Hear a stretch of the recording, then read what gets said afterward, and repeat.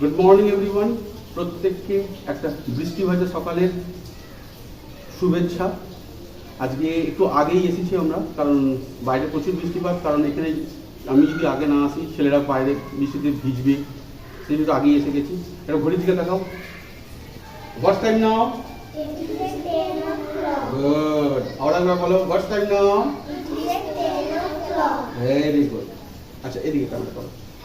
আমি আজকে এসেছি মেন এদের ছাত্রদের বলেছিলাম এই গাছ আনতে, এগুলো ওরা নিজেরাই এসেছিল, নিয়ে এসেছে। এই প্যাকেট আমি প্রত্যেককে সাপ্লাই করেছিলাম একটা করে। এই প্যাকেট কি কেলেঙ্কারি, এই প্যাকেটের নামই জানতাম না। এসে গার্ডেন প্যাকেট বা গ্রো প্যাকেট নেট সার্চ করে অনেক কষ্টে পেয়েছি। সবাইকে একটা দিয়েছিলাম, ওদেরকে বলেছিলাম একটা করে গাছ আনতে। ওরা প্রত্যেকে একটা করে আম গাছ, কেউ কাঁঠাল গাছ একটা এনেছে দেখলাম, এই তো কাঁঠাল গাছ সব এনেছে। এই গাছগুলো ওরা নিজেরাই নিয়ে বসিয়েছে। আর এই গাছ বসানো খুব সুবিধা এই কারণেই, তোমরা একটা করে গাছ নিয়ে এসো। এইবার সুবিধা হচ্ছে কি, এটা মরে না, তুলে বসিয়ে দিলেই এটা হয়ে যায়। ছাত্রদের নিজেদের হাতে বসানো গাছ ওরা দেখবে, ওরা নিজেরাই দেখবে কিভাবে গাছটা আস্তে আস্তে বেড়ে হচ্ছে। এরপরে এটাকে একটা বড় প্যাকেট দেবো, সেই প্যাকেটে ওটা লাগাবে, ওরাই করবে। ওটা করার পর 1 থেকে 1.5 মাস পর এটা যখন আরেকটু বড় হয়ে যাবে, তখন ওদের শেখাবো কি করে, আমি ওটা মেনলি করব, কি করে এটাকে কেটে গ্রাফটিং করতে হয়। তার মানে অন্য গাছের মাথা ডগ জুড়ে কি করে কলম বাঁধতে হয়, ওটা আমি ওদের শেখাবো। আমি করবো, ওরা দেখবে, পরবর্তীকালে ওরা নিজেরাই করতে পারবে। তাই এই গাছ ওরা এনেছে, এখন ওরাই পরিচর্যা করে এগুলো। আজকে যেটা বিশেষ কারণ, আজকে আমি যেটা শেখাবো ওদের সিড বল তৈরি করা। এই যে আপনারা সব দেখতে পাচ্ছেন, আমি কিছু কাঁঠালের দানা এনেছি, দেখা যাচ্ছে তো?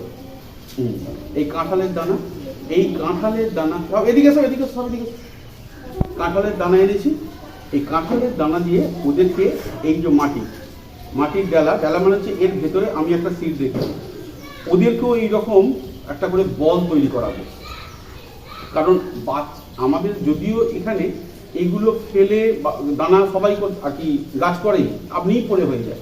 আমি এটা শেখাবো কারণ একটাই কারণ, এখানে এর ইউটিলিটি প্রচুর। প্রথম কথা, ছেলেরা যখন এইটা দিয়ে এইটা একটা সিড বল বানাবে, একটা ঠিক দেখো বলের মতো আকার ধারণ করেছে। কোন ছেলে ঢেলা ছুটতে ভালোবাসে না? এবার তারা ছুঁড়বে, যেখানে পড়বে সেখানে পড়ে কি হবে?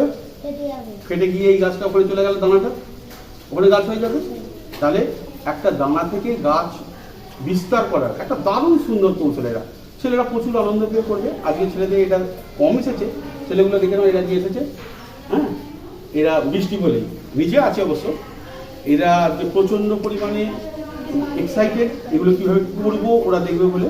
আমি ওদের পরে ওটা দেখাবো, প্রত্যেককে কীভাবে করছি এটা দেখে নাও। ফার্স্ট আমি এটাকে এরকমভাবে একটা মাটির ডেলা নেবো, ডেলা নেওয়ার পর এইখানে একটা কি দিচ্ছি, হ্যাঁ, তো বাড়িতে কাঁঠালের দানা পাবে, কাঁঠালের দানা হোক, ওটা সরে যাও, দেখছো না? তখন আমি এটা কী করবো, এরকমভাবে চেপে দেবো। হ্যাঁ, এর ভেতরে কি হয়ে গেল? কাঁঠালের দানাটা হয়ে গেল।